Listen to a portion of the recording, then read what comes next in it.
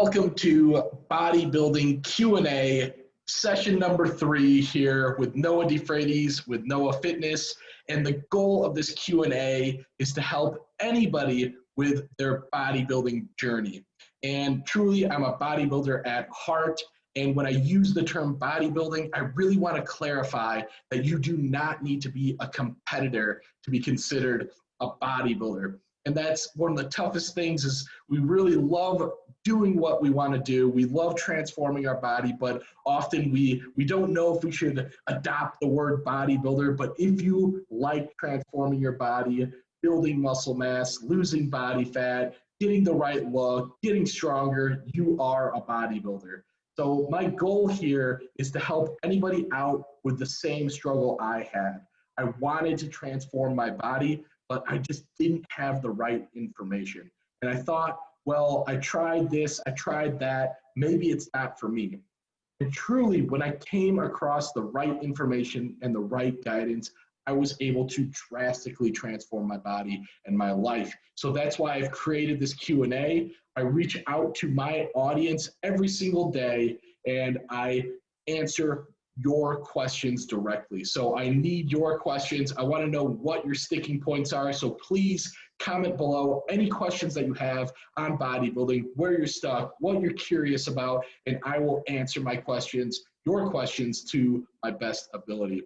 And as well, my co-host, Matt Berzicott, he's not here today, but he will be on in future sessions, as well as some new guests. So be prepared for more and more guests to show up. And if you are a bodybuilder or if you are a coach, go ahead and message me if you want to be one of my guests so that you can take questions from your own audience and answer those questions and help your audience as much as possible.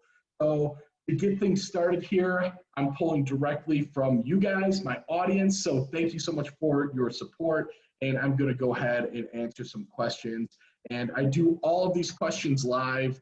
They're not pre-contrived because I want to do these from the heart and really, really give you kind of my own experience and my own take on these questions.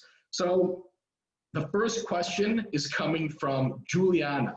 And she's asking, how do you lose weight effectively as a female who's over the age of 40? So she says 45, so I'll say just over the age of 40.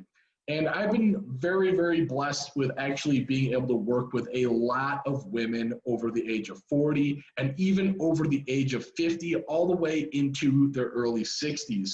So I've had a lot of experience with this demographic. And what I've come to find out is a lot of the times when you're in this demographic, you start to believe that your hormones are shutting down. You might not be able to still get in great shape. Is it a lost cause? I get that. So if you're a female, if you're over the age of 40, I'm telling you right now, just due to working with numerous females in this demographic, it is very, very less the case that you are doomed because of any sort of hormonal reason. I've had women that have had hysterectomies. I've had women that do not have thyroids. I've had women that have Hashimoto's disorder. I have women that are postmenopausal. And I've even gotten these women. I had one of my clients who competed on a bodybuilding stage when she was 57 years old. So the main thing I want to tell you is age is just a number. But the second thing I want to tell you is no, it does not mean that it's easier. So that is a tough pill to swallow, but it's okay. Once you swallow that pill and realize, hey, you know what? I might not have the most optimal hormones or most optimal metabolism, but the good news is you can make it work and you can even step on a bodybuilding stage with not optimized hormones, being a little bit older. So this is good news for you guys. Really what you guys are missing is the right strategy and keeping consistent to that strategy. What I found with any sort of age, any demographic, you get into routines and ruts when you're older. So the ability to change starts to diminish. When you're younger, you're open to all these new things. You can revamp your lifestyle. But what I found is when people get into their 40s and their 50s, they start to get just dialed into the same ruts. When they go out to dinner, they always sample the desserts. When they come home, they always have the same snacks when they go and watch TV. These things are going to be your enemies. And once you can get past these things, these conditionings over years and years and years of derailing yourself on your diets, or you might be starving yourself and then just gaining all the calories back on the weekends. So the bottom line is I much less see it an age issue or a hormonal issue. It's a strategy issue. Typically, you're doing things that are sabotaging your results over time. But if you get the right strategy, you get the right amount of calories that you're actually supposed to eat. Most of my women in this category are just eating too little. You're actually eating enough calories to where your metabolism's on fire, eating enough protein so that you're building muscle tissue and therefore building your metabolism. This is where you're going to start to see your body transform. Also, depends on what era you come from. If you're only doing cardio to lose weight, you're not going to have the benefit of that muscle mass. Your muscle mass is the most metabolically active tissue in your body. So if you're not working your muscles, if you're not becoming strong, especially women when they're older because of the risk of osteoporosis, you need to have resistance training. And this can be the game changer, having the right calories, having the right protein, having the right strategy, and actually having a correct resistance training program that you can progress upon. So the bottom line here is you can absolutely get in shape. You just need the right strategy for your own body, your own age group, and your own lifestyle. So I hope that helps. If you need help creating a plan, just reach out to me. Awesome question, Juliana. Next question is from Hunter Pruitt. Carb intake for carb cycling for different body weights. I love these questions because when you get into the specifics of actually how much of something I should eat, the real answer to that is it depends. You really have to understand how unique you really are. Sure, you always start somewhere general, right? The problem is we start there and end there. You know, if it's adding 50 grams of carbs after our workouts, for example, or you're adding, another 100 or 200 grams of carbs to your day, whether it's a recovery day or a workout day to get your glycogen stores back, it is all up to how you react to those carbs. Not what's on a piece of paper, not what scientific studies say. Those are all starting points, but how you react. So you have to always know what's your goal and why are you doing that. So you always have to be in a place, if you want a carb cycle, to where carb cycling makes sense. A lot of us think that carb cycling is just to break a plateau. It should be programmed in, and that's not the case. You have to have a specific reason to carb cycle. Is it to get extra juice out of your leg day because you're in a caloric deficit? So you're going to put carbs in, a carb heavy day in on your heavy workout days, like your leg days.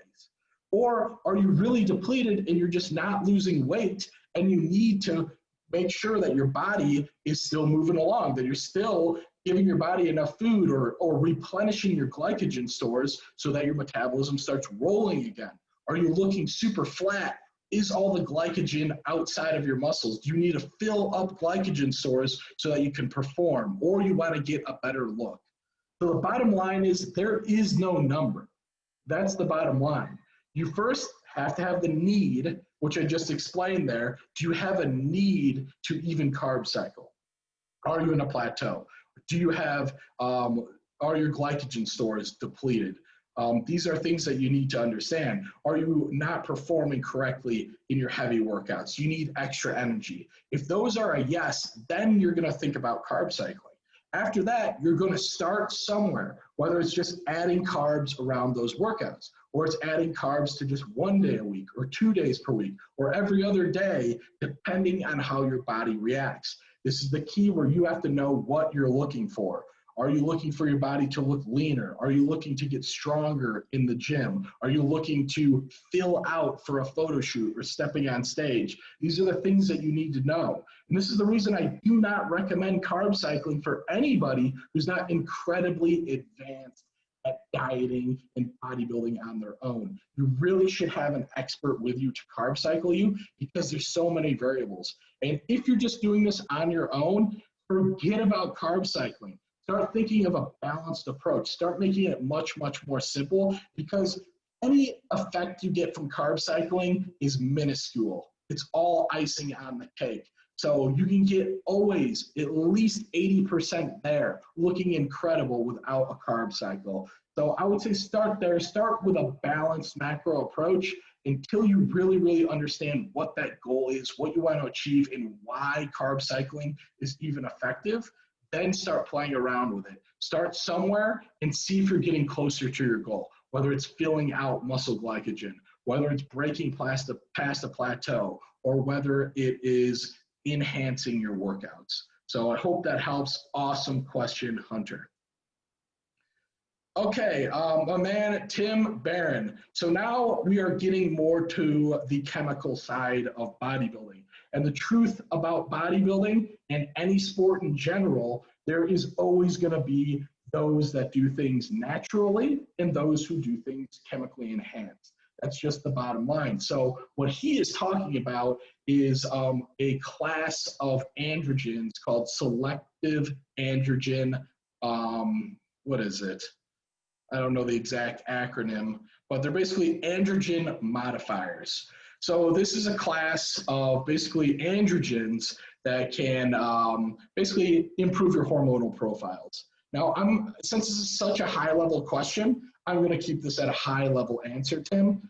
But the bottom line, if you want to know what the general consensus on SARMs are, is that nobody really has a firm idea.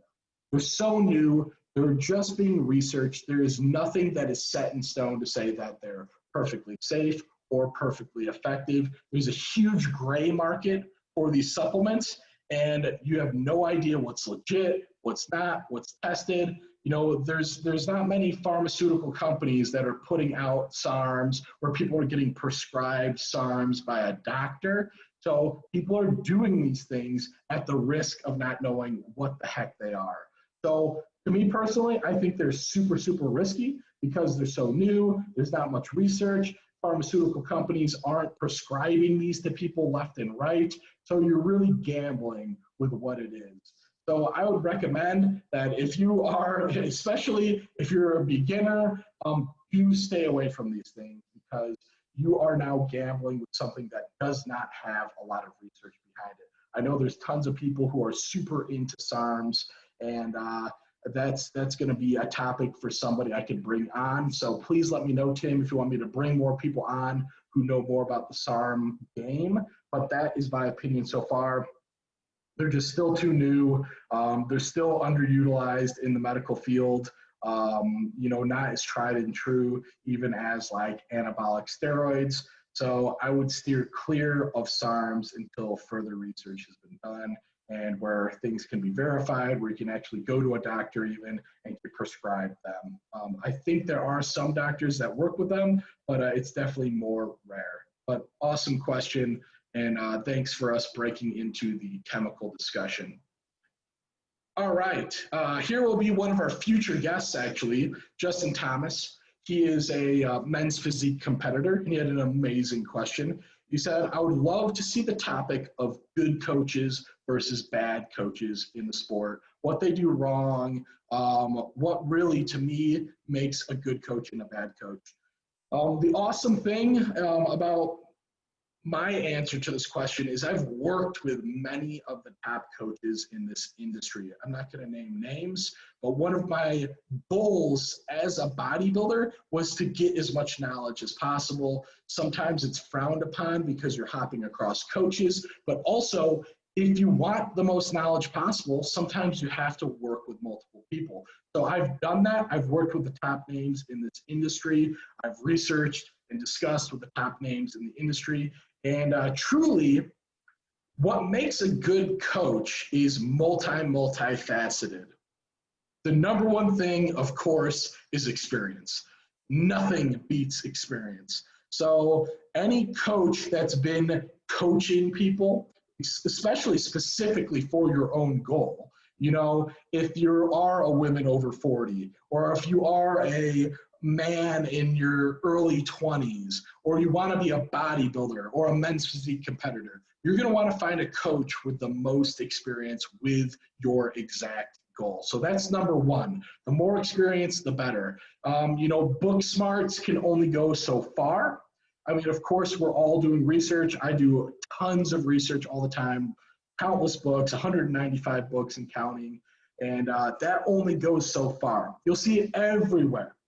There are experts, book experts in the field everywhere, but if they haven't experienced it, and this brings me to my next point, if they don't practice what they preach, they just don't know. So that's number two. Or three, however you want to take it. Number two or three is that coach has to practice what they preach. If they don't exude the result of their own expertise, there is a big problem. You see this in the medical field all the time. How many overweight doctors are telling you how to get in shape? How many overweight nutritionists are telling you how to get in shape? How many overweight personal trainers are showing you workouts, how to get in shape? There's a big disconnect there. Why are they not practicing what they preach, A? Or why is what they are doing not working, B? So these are big red flags, because truly what you need to go through to get to your goals, you cannot know unless you've gone through it. Like, there's no way in hell anybody knows what a bodybuilding show feels like unless they've gone through it. And anybody who's gone through it knows that for a fact. So if you want to step on stage, your coach has to have stepped on stage.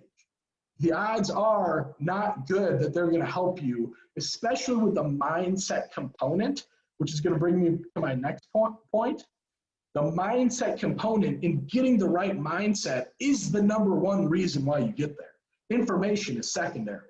Really, Google has most of the information out there. Whatever you've asked, Google's going to have a great information on that. Of course, you're going to curtail that information to yourself, and that'll be another point. But the next point is how that coach cultivates your mindset. So the biggest part about these coaches who are super busy with clients, they don't have time to actually coach you. All they have time for is to give you information.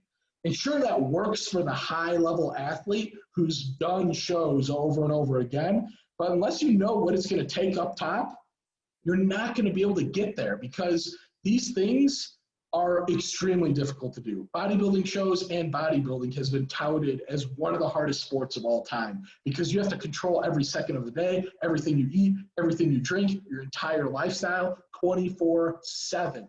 There are very few sports that require that. So that's why you need the proper mindset. So number four is you need a coach that can coach your mindset, especially if you're new into the game. And the biggest component of that is A, experience. They've had to have gone through it, or else they just don't know. And two, communication. Now, communication is a tough one, because communication is a two-way street. Me being a coach, I love communication. I'm communicating all the time with my clients, but if you are my student and you're not communicating back, it doesn't matter how much your coach communicates to you. There has to be a two-way street. But communication is probably actually the number one thing that will get anybody to success with a coach, is that communication. So you always want an ample amount of communication, or the ability to communicate with your coach. Excuse me, whether that's text, whether that's phone calls, whether that's Skype calls or video calls. You want to be able to communicate and talk about your experience so that they can help you find the right solution. A lot of the times, though, as a student, you can feel discouraged or feel embarrassed that you don't want to communicate, and that's the biggest mistake that you can make. If you be quiet, if you ignore your coach's phone calls, if you ignore your coach's text messages, you're not going to find the solution. And it's about finding the solution. Sure, you could say, yeah, just hit all your workouts and hit all your diet, but it's more complicated than that. We have lifestyles, we have preferences, and communication is how you find the custom solution to you. So truly, that is what I think is most important in a coach, is having these things: communication, experience, actually practicing what they preach. I think those are the most important things that you need in a coach. So incredible question, Justin. I hope that helps. All right. So that is going to conclude it for today for session 3 on the live. I mean, it's live now, but it's being recorded on the Q&A. But like I said, my co-host Matt, he's traveling, so he will be on future sessions with me. Also, if you are a coach or you are a seasoned bodybuilder, please reach out. I'd love for you to join so that we can have more minds involved in the Q&A. All I require is you reach out to your audience and get some questions so that you can help your people out. We don't want to just answer questions that nobody wants to hear the answer to. I am reaching into my audience every single day and asking them, what do they need help with? Because this is my way of giving back. Because like I said, my goal is to show you guys you absolutely can bodybuild. You can be a bodybuilder. Doesn't mean you need to step on stage. Whatever the best bodybuilder that you want to be, I'm here to tell you that you can become the best version of yourself. Sure, it may not be Mr. Olympia, but we are all given the cards that we're dealt. And I know for a fact, if you maximize those cards, if you get the right information and apply that information, you're going to see results that you never thought were possible. And that just expands your entire world. And that is why I'm in this. That's why I love fitness so much. It is expanded my entire world. I grew up thinking I just got the short end of the stick. I could never be a bodybuilder, even though it was what I wanted to do most in life. So I took years and years and years to learn this information, to have guidance under the best coaches in the world so that I could have the knowledge to transform my body. And now I can give you that knowledge. So please go ahead and subscribe to this channel if you love bodybuilding knowledge as much as I do, and also comment below any of the topics that you'd like us to cover in the future, or anybody you'd like me to add in to join and add value to this Q&A. Awesome, you guys. Thank you so much for tuning in, and I'll see you tomorrow.